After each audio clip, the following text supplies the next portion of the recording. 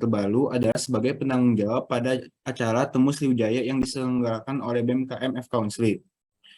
Selanjutnya, Kanisa telah memenangkan berbagai perlombaan pada tingkat nasional, seperti juara favorit poster publik DSM FKG UI pada tahun 2019, juara 2 poster publik Majelis Dinas FK UMJ pada tahun 2020, dan juara 3 SLF FK USU pada tahun 2021. Lalu, Kanisa juga mengikuti beberapa pelatihan, seminar, simposium. Contohnya yang akhir-akhir ini telah Kanisa ikuti adalah webinar SLF FK USU pada tahun 2021. Selanjutnya, beberapa konferensi mahasiswa hadiri yaitu Musyawarah Wilayah ISMKI, Musyawarah AMSA Indonesia, dan Regional Community Empowering Project ISMKI. Tanpa berlama-lama, langsung saja kita masuk ke agenda selanjutnya, yaitu pemaparan materi dari pemateri kita yang keren banget nih pastinya. Kepada Kak Anissa, apakah sudah hadir Kak? Halo, kedengaran ya suara aku? Gimana kabarnya Kak pada pagi ini? Alhamdulillah baru udah jaga malam nih guys, jadi kalau agak beler maafin ya. Baik, langsung saja kepada Kak Anissa, saya persilakan Kak. Ya boleh panitia tolong share screen ya. Oke, sebelumnya ini pada ada ya di sini, bukan sekedar join doang untuk sebagai penunaian kewajiban kalian. Jadi kita singkat aja sebenarnya. Di sini aku mau juga jelasin bahwa kita sama-sama belajar ya di sini. Apa yang aku sampaikan juga sebenarnya karena aku lebih punya pengalaman lebih dahulu dibanding kalian. Jadi kalau ada salah kata atau yang aku sampaikan agak mungkin beda pendapat dengan kalian, kita sharing sama-sama aja di sini, oke? Maka dari itu, tak kenal maka tak sayang, aku perkenalkan diri aku terlebih dahulu. Kenalin, nama aku Anissa Syirahim Reda. Tapi teman-teman aku pada kenal dan memanggil aku itu Ica. Jadi kalian boleh manggil aku Ica juga ya, sebagai tanda akrab kita ya. Jadi kalau kalian mungkin pengen nanya-nanya lebih lanjut tentang poster publik atau tentang diskusi tentang karya kalian, boleh dong kalau mau share, boleh aja di line aku. Ini kalian angkatan berapa sih by the way? Boleh nggak kita sambil ngobrol? Biar santai aja. Ini isinya pada angkatan berapa ya? 2020-2021 Kak. 2020. Ya, berarti kita nggak pernah ketemu ya? Aku angkatan 2018. Iya, nggak pernah ya kita ketemu. Pokoknya ketemu nggak sih kalian waktu masuk maba kontak personnya aku bukan sih? Ya nggak sih? Agak lupa Kak. Parah. Ya udah intinya kalau mau diskusi lebih lanjut nanti chat aja di line aku ataupun di Instagram ataupun kalau mau di Gmail tertera sebagai berikut. Oke deh, next. Jadi ngobrolin tentang poster publik, sebenarnya pengalaman aku tentang poster publik itu masih minim ya. Aku ikut lomba poster publik tuh menangnya juga cuma hitungan jari lah, nggak sebanyak orang lain pengalamannya. Jadi kalau ada yang salah, mohon maaf deh intinya itu. Untuk event online offline aja aku tuh baru ikut sekali lah ibaratnya lomba ini. Jadi sekarang kan udah pada balik era offline kan, jadi mungkin ada perbedaan sistem lomba atau seperti apa. Nanti kalian sharing lagi aja apa ya kegiatan sekarang tuh seperti apa. By the way di sini ada yang pernah ikut lomba poster publik nggak? Atau pada baru pertama kali baru pengen nyoba baru tahu atau seperti apa, boleh dong. Silahkan open mic, kita sans aja ya, tenang-tenang. Ada yang ingin bersuara, ada yang pernah ikut lomba poster publik nggak di sini kira-kira?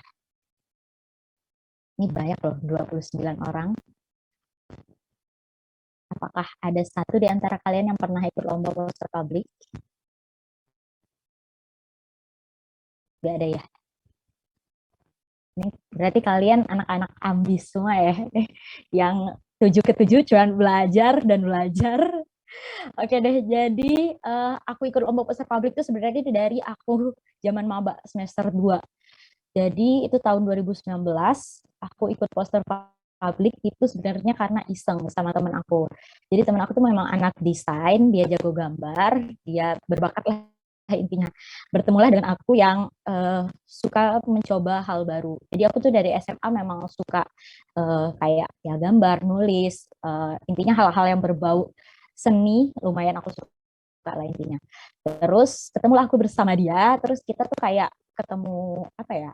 Ya aku sering ngefollow Instagram lomba gitu kan. Jadi muncul lomba poster publik, kayak tertarik buat ikut lomba poster publik. Ya waktu itu maklum maba semester 2 yang pengetahuan klinis kita belum ada sama sekali ya. Penyakit-penyakit tuh kayak masih zonk, terus ilmu tentang poster publik juga nggak tahu poster publik itu seperti apa. Jadi cuman modal bakat, bakat juga sebenarnya semua orang ada ya, bakat dan niat doang. Jadi kayak pengetahuannya nggak ada. Dan alhasil ya tentu kalah tentunya. Jadi ikutan lagi, terus di semester 3 itu mulai ada bekal lah ibaratnya. Ternyata lomba poster publik itu ya bukan sekadar poster buat jangan membuang sampah sembarangan dan lain sebagainya, tapi poster publik itu intinya sebuah poster yang memuat sebuah unsur peringatan tapi ada nilai seninya juga yang dikemas untuk mengedukasi masyarakat. Nah, di tahun yang percobaan kedua sebenarnya aku nggak masuk juara top 1 2 3, aku cuma juara favorit pada saat itu di DSMFKG UI. Nah, selanjutnya aku sebenarnya aku ikut intermedisto yang itu waktu itu video edukasi. Jadi bukan poster publik, tapi waktu itu sistemnya sebenarnya video edukasi dan poster publik itu waktu presentasinya sama. Jadi kayak intinya bagaimana kita mengentertain orang-orang yang ada di sana buat notice tuh sama edukasi yang akan kita berikan. Waktu Mesenterika aku masuk finalis, tapi aku berhalangan hadir, jadi nggak ikut lombanya. Pada tahun 2020 aku ikut Scout sama MPC juga, waktu itu kalah, dan akhirnya terakhir Majestina sama SRF aku menang juara 3 dan 2 kalau nggak salah. Oke deh, jadi pengalaman aku sebenarnya masih dikit ya. Mungkin kalian yang saat ini angkatan 2020 dan 2021 kan masih baru banget nih, masih fresh, masih belum tahu kan arah kalian mau dibawa kemana. Jadi manfaatin aja waktunya buat mengisi hal-hal edukatif mungkin dengan salah satu caranya ya ikut-ikut lomba aja. Oke, next. Nah, sebenarnya kalau kita ngobrolin pospub, itu yang paling dasar adalah kita tuh harus punya tim, karena rata-rata lomba poster publik ini berasal dari bukan berasal sih, lombanya tuh tim, jarang ada lomba poster publik yang individu. Sebenarnya lomba poster publik dalam bentuk tim ini juga ada menguntungkan dan ada merugikannya lah sedikit. Sebenarnya menguntungkannya ya enak, kita bisa bagi kerja bareng-bareng, nggak tepar sendirian lah ibaratnya. Sedangkan kalau individu kan kayak semua di carry sendiri lah ibaratnya ya, jadi agak beban dan berat. Nah, untuk poster publik ini kalau ngobrolin sebelumnya aku mau disclaimer juga ya, di sini kita mungkin agak minim ya, aku nggak bakal ngajarin tentang gimana cara ngedesain menggunakan Photoshop dan lain sebagainya, mungkin bukan ke hal tersebut bisa kalian pelajari di luar, kayak ya udah buka YouTube dan lain sebagainya. Yang aku ceritakan di sini mungkin lebih ke pengalaman aku yang tentang apa sih yang banyak orang skip gitu, lomba poster publik tuh lombanya tuh seperti apa, bukan tentang basic-basic desain dan lain sebagainya ya. Jadi balik lagi ke poster publik tadi, yang paling dasar yaitu kita harus punya tim. Nah, gimana sih cara kita menentukan tim dalam poster publik itu? Jujur sebenarnya poster publik itu kalau kita pengen tim kita dibagi menjadi dua, yaitu tim kita dalam satu kelompok itu isinya teman-teman satu lingkaran pertemanan atau satu geng kita, ataupun teman-teman yang memang satu passion di luar lingkaran pertemanan kita, itu sama-sama ada plus minusnya lah ibaratnya. Nah, kalau kita di luar dari lingkaran pertemanan kita tuh kita pasti sama-sama pengen, niatnya sama kan, mungkin pengen menang bersama, pengen punya prestasi bareng-bareng, tujuan dan ngambisnya tuh selevel lah ibaratnya. Sedangkan kalau kita udah sama temen-temenan kita, geng-gengan kita, itu pasti niatnya sebenarnya pertama iseng-iseng pengen nyoba belajar, tapi kelebihannya adalah kita udah punya chemistry tuh sama teman-teman lingkaran pertemanan kita, nggak perlu membangun chemistry dari awal dibanding kita sama orang-orang yang pengen punya tujuan yang sama. Jadi intinya kalau kamu pengen mencari satu tim yang ideal itu seperti apa, pertama kalian sama tim kalian tuh harus punya satu visi. Mungkin di luar pertemanan kalian satu visi sama teman-teman kalian tuh mungkin memang pengen liburan bareng, tapi pupuklah dari awal kayak kita harus bisa yuk, jangan cuman pengen hahaha hihinya doang. Kita kalau bisa pengen menang lah, kalau bisa menang bareng-bareng, biar punya prestasi bareng-bareng. Nah, yang kedua, harus kalau udah punya tim, kalian tuh harus membagi job desk-nya sama rata.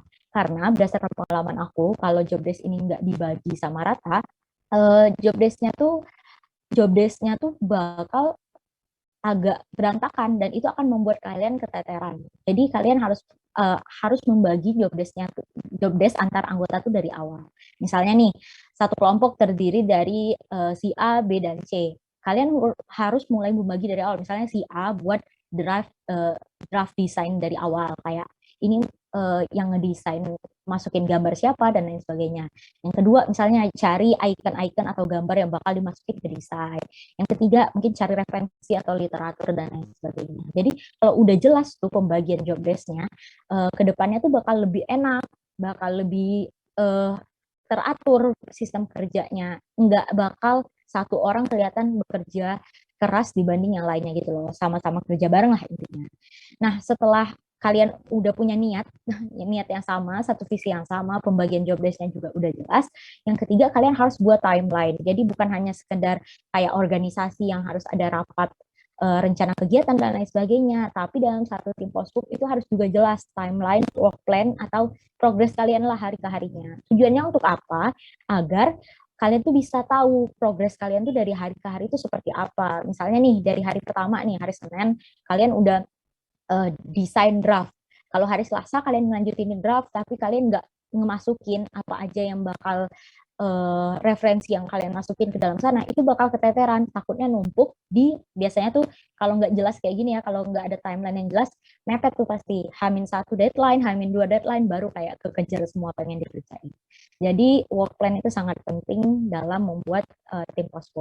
Yang keempat, chemistry. Nah, ini yang aku bilang, sebenarnya chemistry itu penting ketika kalian kayak tampil waktu presentasinya tuh penting buat chemistry, karena misalnya ada hilang sinyal ataupun waktu misalnya lombanya online ya, ada tiba-tiba salah satu anggotanya hilang sinyal, sedangkan itu waktu anggota lainnya yang harus presentasi, karena nggak ada chemistry kayak bingung, ini harusnya job desk-nya dia tapi bukan dia yang presentan, jadi kayak siapa yang ngehandle-nya, jadi berantakan lah intinya kalau nggak ada chemistry yang bagus antara satu sama lain. Ini sebenarnya yang bisa dibilang mudah, nggak harus dipersiapkan, tapi yang sulit juga untuk dicari. Jadi cocok-cocokan tim post-pup untuk punya chemistry itu memang agak apa ya namanya, agak susah ya, agak sedikit tricky lah intinya. Dan yang terakhir, kalau kalian udah punya tim yang baik dalam post-pup kalian, kuncian terakhirnya adalah jangan egois, karena pasti kalian antar tim tuh sama-sama pengen apa ya, pengen yang terbaik kan, pengen memberikan sama-sama pengen menang lah, tujuannya sama-sama baik. Jadi apapun yang disuarakan sama satu anggota dan lainnya, jangan pernah egois lah ibaratnya itu. Jangan pernah tutup kuping untuk mendengarkan aspirasi dari teman-teman lain. Oke deh, next.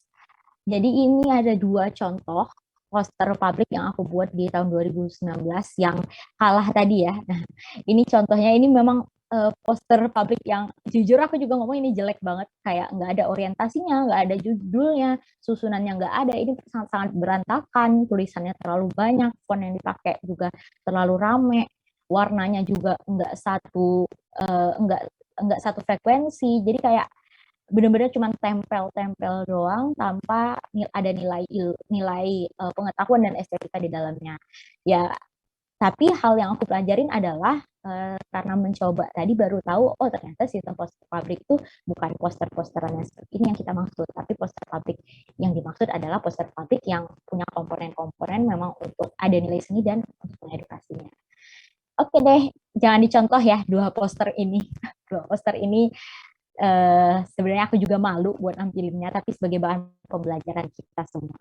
Oke deh, next.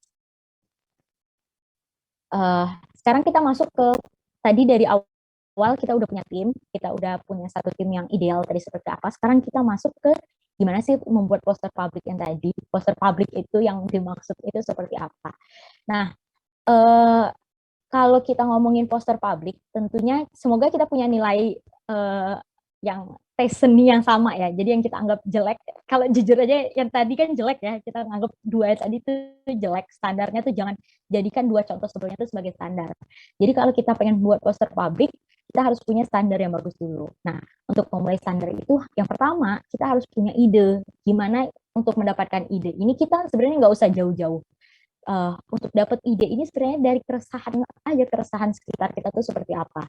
Contoh nih, uh, lombanya tuh tentang tadi misalnya tentang respiratory disease. Jadi kalian tuh kayak mikir mungkin tumor paru, mikirnya tuh sampai jauh-jauh kayak adenokarsinoma paru, lung, bla bla bla, emphysema dan lain sebagainya. Sebenarnya nggak usah jauh-jauh mikirnya, tapi berdasarkan apa yang kalian sering temukan dan keresahan sekitar aja. Misalnya nih, ada anggota keluarga kalian yang asma, bawa aja penyakit tentang asma. Jadi kalian kan bakal lebih mudah tuh menggali informasi-informasinya. Nggak usah mikir yang terlalu jauh dan terlalu rumit, tapi dari yang hal sekitar kalian aja. Karena semakin itu dekat dengan kalian, biasanya explore kalian, tingkat kalian untuk mencari hal lebih itu lebih meningkat dan lebih berguna juga intinya. Oke, jadi nggak usah jauh-jauh buat mencari idenya dari yang ada di sekitar kita aja. Nah, yang kedua konten. Sebenarnya kita tuh sering bingung kan, kalau udah buat poster publik tuh apa aja sih yang harus ada di dalamnya dan apa aja sih yang kayak nggak wajib untuk ada di dalamnya. Sebenarnya ini optional, beda ya, tiap orang tuh beda-beda gitu loh apa yang mau dimasukin. Tapi berdasarkan pengalaman aku, 6 hal ini sering ada di dalam beberapa poster publik karya orang-orang gitu. Yang pertama judul. Nah, judulnya tuh nanti mungkin kita bahas lagi di section selanjutnya. Judul ini intinya ya singkat jelas ada. Yang kedua definisi, mungkin tadi tentang asma, berarti misalnya tentang asma, kalian tulis tuh definisi asma, berarti definisi asma adalah penyakit berupa bla bla bla, pokoknya intinya itu definisinya tuh harus jelas, tapi kalimatnya tuh jangan terlalu kedokteran, terlalu ilmiah banget lah intinya. Kalian jangan ngambil dari citasi yang ilmiah tapi tidak kalian ubah bahasanya untuk menjadi publik, karena tujuan kita kan publik, masyarakat, bukan tenaga medis. Jadi bedanya kita dengan poster ilmiah yaitu kita harus mengubah kalimatnya menjadi kalimat yang dapat dicerna publik. Yang kedua epidemiologi. Sebenarnya yang ketiga epidemiologi. Epidemiologi ini penting sebagai bentuk kuncian kita tuh untuk menarik masyarakat. Maksudnya untuk menarik masyarakat untuk buat bahwa orang-orang tuh notice sama penyakit kita. Misalnya nih, kita pengen bawa tadi penyakitnya PPOK. PPOK kan banyak ya pada orang-orang yang merokok. Penyebabnya kan tinggi karena orang-orang yang merokok. Jadi kita tulis aja kayak 9 epidemiologi kan menunjukkan berapa persentase yang tinggi di masyarakat kan. Jadi kita tulis aja kayak 90% masyarakat di Indonesia menderita PPOK karena merokok. Jadi saat ini mungkin masyarakat harus mulai aware untuk tidak merokok karena ya buktinya udah ada 90% dan lain sebagainya. Intinya jadikan epidemiologi ini sebagai kunci kalian untuk menarik perhatian masyarakat tersebut. Nah, yang ketiga itu faktor resiko. Sebenarnya faktor resiko ini apa ya, yang sering faktor resiko sama simptom atau manifestasi klinik ini yang sering dijadiin kalimat kunci untuk kita menarik orang-orang gitu loh, kayak mungkin kalimatnya kita susun menjadi sebuah bentuk singkatan dan lain sebagainya. Jadi kayak faktor resiko itu hal-hal yang basic dasar untuk kita edukasikan kepada masyarakat untuk mulai mencegah melalui faktor resikonya. Yang kelima yaitu manifestasi klinisnya, kayak mungkin kalian jangan sebut apa ya, jangan sebut kalimatnya tuh dalam kalimat ilmiah, misalnya kayak febris, jangan buat kayak gitu, kalian buat aja demam dan lain sebagainya, karena balik lagi tujuannya itu publik. Nah, yang terakhir tata laksana. Sebenarnya tata laksana sama faktor resiko ini yang sering tadi ya aku jelasin, sering jadi hal yang dimainkan oleh orang-orang yang buat poster publik itu sebagai kayak singkatan dan lain sebagainya untuk menarik masyarakatnya gitu loh. Nah, yang ketiga ngobrolin tentang apa tips and trick bikin poster publik, yaitu pemilihan judul. Karena berdasarkan pengalaman aku juga, orang-orang tuh banyak memilih pemilihan judulnya tuh enggak selaras gitu loh. Jadi yang paling penting itu kita harus memilih judul tuh yang selaras, menarik, tepat sama keresahan sekitar. Maksudnya tuh apa? Jadi aku tuh pernah ikut lomba poster publik, terus kelompok lain itu misalnya mereka tuh bawa penyakit tentang ISK, infeksi saluran kemih.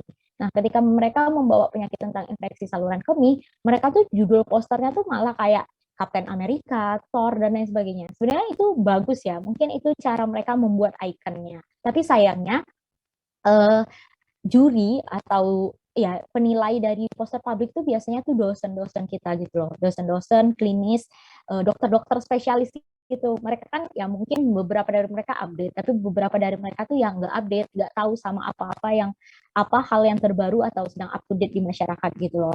Nah, ketika mereka bilang kayak judulnya tuh judulnya Thor, nah, jadi mereka tuh kayak mendeskripsikan T itu apa, H itu apa, O itu apa, R itu apa, sedangkan hal itu tidak relate sama infeksi saluran kemih yang mereka bawa.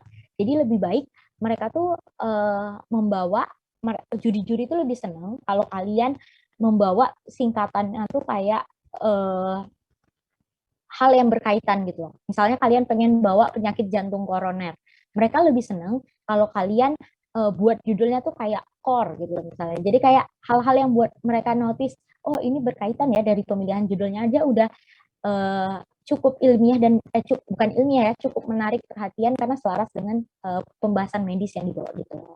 Nah, yang keempat yaitu pembahasan tentang warna. Karena jujur berdasarkan pengalaman aku bersama teman-teman aku lomba juga, kita tuh sering stuck dalam memilih warna. Karena kayak kalau memilih warna tuh abis kayak ini cocok nggak ya, ini bagus nggak ya. Nah, terus aku pernah nonton atau pernah ikut juga tuh waktu itu seminar tentang post intinya mereka tuh kayak ngasih tips kalau kalian bingung atau stuck milih warna, kalian buka aja Google Image terus color campus, kalian tuh pengen vibes-nya apa, misalnya kayak vibes-nya antariksa, warna-warna antariksa ataupun pegunungan dan lain sebagainya, kalian klik aja Google Scape plus antariksa, nanti bakal keluar warna-warna yang direkomendasi berdasarkan dan disertai dengan kodenya, jadi kalian nggak bakal bingung buat nyari lagi tuh kira-kira warna biru cocok nggak ya sama ungu, warna hitam cocok nggak ya sama putih dan lain sebagainya. Mereka udah ngasih rekomendasi warna yang bagus. Nah, yang kelima yaitu font. Nah, font ini sebenarnya eh, agak juga kontra ya, banyak yang bilang kayak 3 font itu cukup, 2 font itu cukup. Tapi kalau aku lebih setuju bahwa maksimal tuh dalam membuat postbook itu 2 jenis font aja udah cukup, karena kalau terlalu banyak fokus orang dalam melihat poster publik itu tuh bakal kepecah, nggak fokus dalam apa sih yang bakal kita bawa gitu loh. Jadi jangan terlalu rame, fontnya juga jangan yang terlalu meliuk-liuk kayak curly, kayak apa ya. Jangan juga yang terlalu formal kayak Times New Roman. Pokoknya intinya kalian pemilihan fontnya tuh yang sederhana aja, tapi jangan yang terlalu heboh. Kalau bisa maksimal 2. Nah, yang terakhir referensi nih. Terkait referensi sebenarnya agak beberapa orang tuh nggak masukin referensi, tapi aku lebih setuju kita masukin referensi ya, karena referensi itu sebagai bukti bahwa sumber yang kita cari itu valid, sumber yang kita cari itu memang dari apa ya, dari sumber-sumber terpercaya lah intinya, bukan ngasal ngambil doang dari internet, dari Halodoc dan lain sebagainya. Jadi kayak baik itu gambar yang kita ambil ya, kalau kita gambar sendiri kan mungkin kita nggak perlu bikin sumber ya, tapi kalau kita ngambil gambar icon-icon dan lain sebagainya kan wajib tuh kita sertakan sumber kita ngambil gambar dari mana sebagai bentuk apresiasi kita kepada orang yang telah membuat, intinya itu. Nah, terus banyak tuh yang bilang juga, kok kenapa sih aku sering ikut lomba poster publik? Mungkin aku sering ikut lomba poster publik itu karena aku sering terpapar dengan sumber yang ada. Jadi aku tuh dari maba, bukan maba ya, dari semester 2 lah, ya maba lah ya, masih itu kan ya.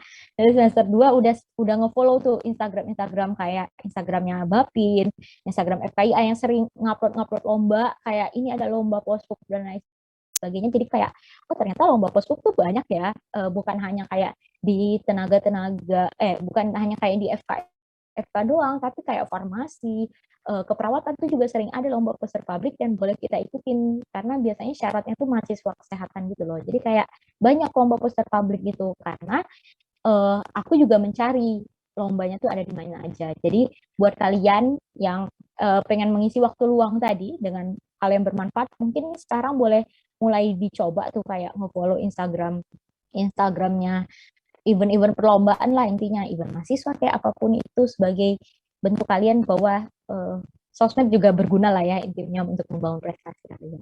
Oke deh, next.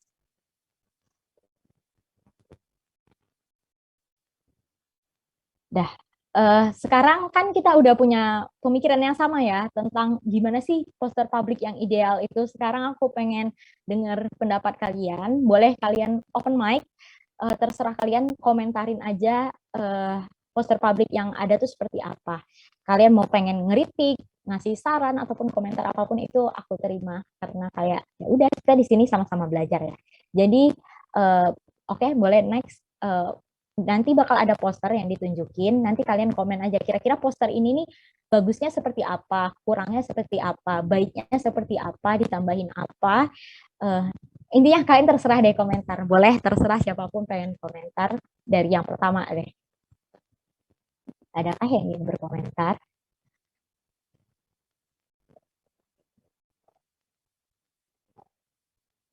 Boleh nih, banyak nih.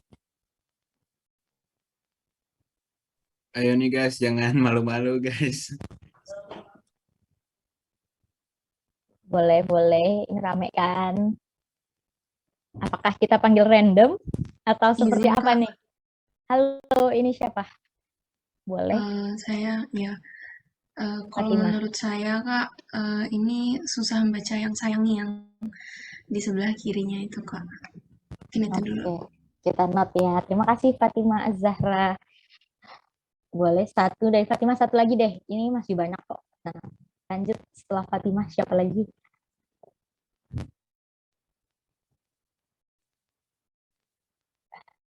Moderatornya panggilan siapa? Farel ya? Napa Kak? Panggilannya apa? Farel ya? Atau Iya, siapa? ya Nah, boleh Farel, deh. Kak. Farel terserah nyebutin siapa nama audiens di sini buat open mic. Bentar, saya coba cek. Bagaimana kalau Nelson Lamko coba nih? Boleh, silahkan. Ataupun kalau kalian nganggap itu bagus, cukup, boleh. Cukup. Yang penting berkomentar aja deh, open mic dulu, coba.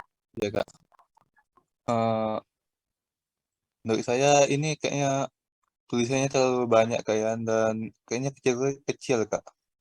Dan mungkin susunan tulisannya itu Kak nggak sesuai alur mata kayak itu Kak untuk bacanya. Mungkin itu aja Kak. Oke, thank you Nelson. Jadi terima kasih ya Nelson sama Fatima Azahra. Jujur apa yang kalian komentarin tadi persis sama apa yang juri-juri komentarin waktu aku membawakan lomba ini ke Majestinas di FKUMJ. Pertama yang dikomentarin tuh benar-benar sama kayak yang dibilang Fatima Azahra tadi bahwa sayanginya tuh kayak gantung gitu loh kalimatnya. Pertama, sa-nya tuh pakai 2 huruf, di AR-nya pakai 2 huruf, sedangkan yang lainnya tuh 1 huruf. Jadi agak terlalu memaksa lah ya ibaratnya ini singkatannya tuh enggak apa ya?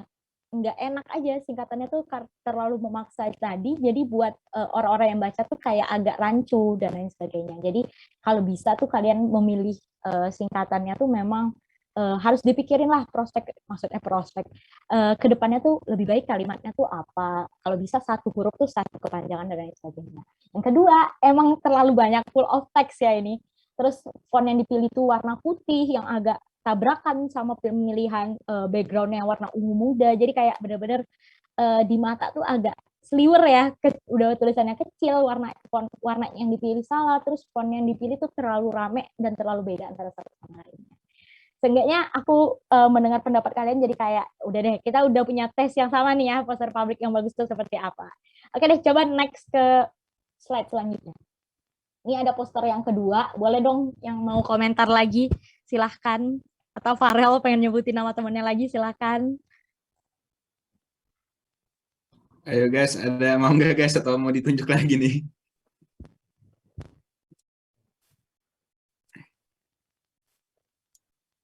Tunjuk aja deh, kayaknya malu-malu ya.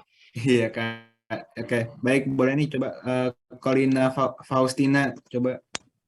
Oke, izin berpendapat ya Kak. Mungkin dari bahagianya terlalu banyak, jadi didikitin aja biar fokusnya nggak terganggu.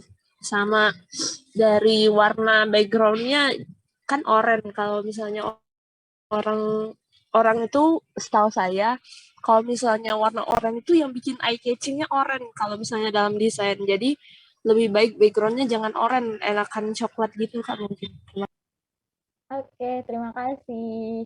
Boleh satu lagi? Thank you ya, Corina. Oke, mungkin bisa nih Vanessa Stefania. Yang dipanggil jangan membenci Farel ya, karena Farel menumbalkan kalian. Boleh, Mungkin silakan, untuk Vanessa. tulisan itu mungkin agak kecil kali Kak ya. Terus untuk yang cegah dengan sama psikopatis itu agak untuk bacanya kali Kak. Mungkin terima kasih Kak. Thank you Vanessa. Thank you Corina. Jadi aku jelasin ya tentang poster ini. Ini posternya jujur aku juga kayak apa ya, warna yang dipilih tuh nggak satu frekuensi, nggak satu vibes, apa ya namanya aku lupa. Nah, jadi kayak coklat, merah, orange tuh kayak satu